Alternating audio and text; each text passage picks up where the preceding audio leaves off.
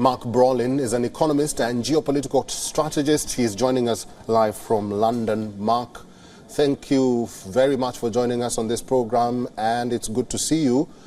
Officials in Beijing dismissed the term de-risking as no different than decoupling.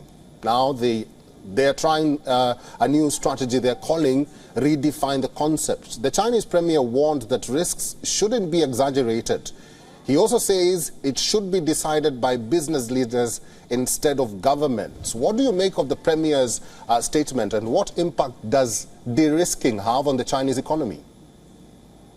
Well, I think the statement is directly related to the Chinese economy is now in trouble. We had figures released this week saying that industry production is going down quite a bit since January until now. And because of weak demand domestically and also a real estate crisis, it's a classic tactic to try to juice profits or GDP by boosting exports. So that's on the back of this. So that's what he's saying. And of course, this is also should be seen in the context of increased tension between the West and China following the Russian invasion of Ukraine. So all this is sort of connected. But it's hard to say how much of this is actually political noise, because as you're saying, decoupling, is it going to happen in practice, or is it just leaders in the US, in Germany and China actually negotiating between themselves?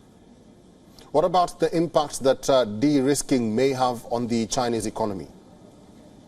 Well, it might have impact in some industries. We can see, especially like the German car industry is now having big trouble because possibly China has turned into the biggest car exporter in the world, overtaking even Japan.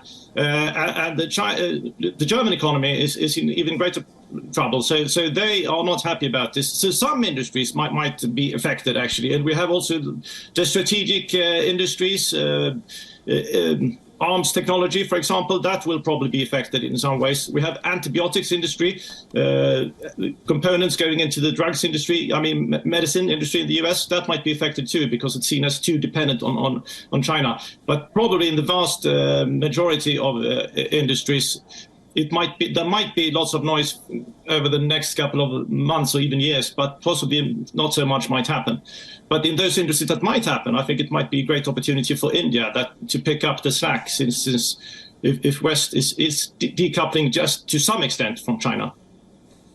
Mark Brolin, thank you very much for all your inputs and for talking to WION World is One today.